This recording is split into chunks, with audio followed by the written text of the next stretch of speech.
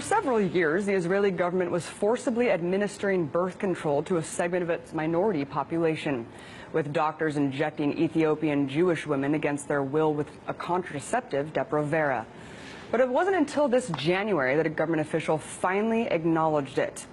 One investigative journalist who interviewed 35 Ethiopian immigrants found that they were being intimidated and threatened into taking the shots, while being told that they were merely inoculations. But many speculate it was all part of a deliberate attempt to restrict an expanding minority in the country. You see, over the last 2 decades, Israel's experienced a significant influx of Ethiopian immigrants. They're now being close to 130,000 living in the country. And while the government has finally put an end to this inhumane, insane population control tactic, the story has shed a light on a dangerous contraceptive that's now being pushed and administered on women of color all over the world, including right here in the U.S. So here to talk about the use of Depo-Provera and how this is targeting minority populations in both here and abroad, I'm joined now by Randy Short, President and National Spokesperson for the Anti-Depo-Provera Clergy Coalition. Thank you so much for coming on. Thank you for having me. So Israel allegedly put this to an end. Can you talk about what you know about the health effects, though? Because obviously women were being administered this for years without knowing about them. Well, the drug was first patented in 1959.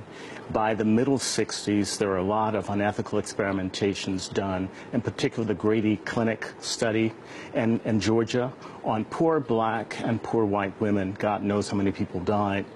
This drug did not get approved until 1993-94, but during that time that was used on women all over. The effects of it are serious: excessive bleeding, osteoporosis, breast cancer, cervical cancer, heart attack, stroke, ectopic pregnancies, excessive weight gain, which can lead to type 1 or 2 diabetes, short or long-term infertility, maternal death. It strips the epithelium, the inner part of the woman's womb, making her more susceptible to all STIs and STDs. Therefore, doubling the chances of getting HIV/AIDS, chlamydia, HPV, gonorrhea, or syphilis. And there are other things that bothers the mental health. One of the things that's come to us, that the group that I work with, the Rebecca Project, is that many women are telling us that they've had mental problems. The FDA in 2004 was so concerned about the dangerous nature of Depo-Provera that they issued a black box warning, which is the most serious warning that can be issued by the FDA about how dangerous this drug is. And despite this warning, this black box warning, it's still being administered under multiple agencies to multiple countries around the world. Yes. Who is administering it? Why? And where? Well, it's being used primarily in non-white countries. So Muslim countries, Pakistan, Bangladesh, Indonesia, Burma, possibly on the Myanmar minority, all over Africa, Central America and Latin America, and of course the United States, depending on whose information you look at, it's disproportionately used on African American women. Who's doing it? Planned Parenthood is one of the big purveyors of it. In addition to that, you have the Population Council, you have the International Federation of Planned Parenthood, you have a lot of persons and groups that have a Malthusian view that there are too many people, and therefore they want to reduce the population. They know this drug is deadly, it's cheap, and it makes huge profits for the parent maker, which is Pfizer.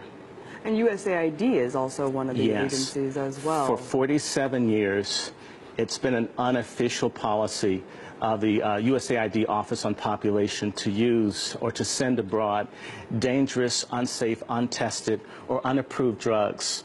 And you said that this is being obviously disproportionately affecting minority populations. Yes.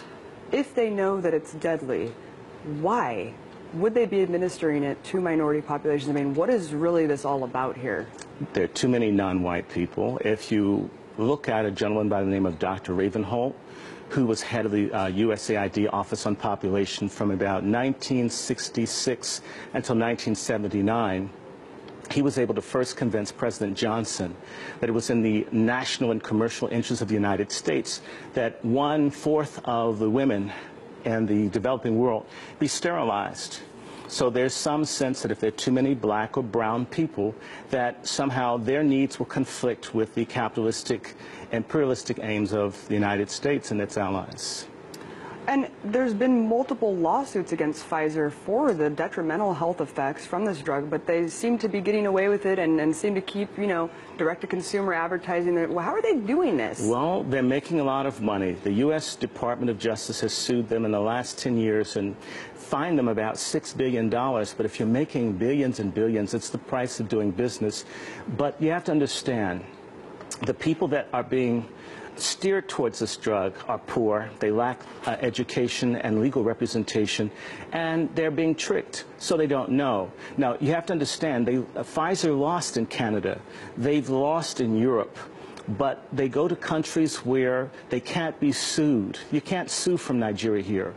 You can't sue from Mozambique here. So you can go to countries where you either have a corrupt government structure or they're coerced, or should I say they've constructively manipulated into having this drug as part of their international foreign aid. Do you see what I'm saying? So the women become just chess pieces in a Malthusian eugenics game. And so you think this goes beyond just a corporation making as much money as it can, pushing it on as many people as it can. You think Yes. it actually goes down to, this is a modern day form of eugenics, I would And say. genocide, yes.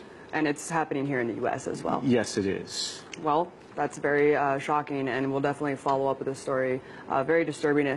Thank you so much for coming on. Right. Thank you for your time. Randy Short, President, National Spokesperson. And I'm with the Rebecca Project on Human Rights. Absolutely. All Thank right, you so thank much. you. All right.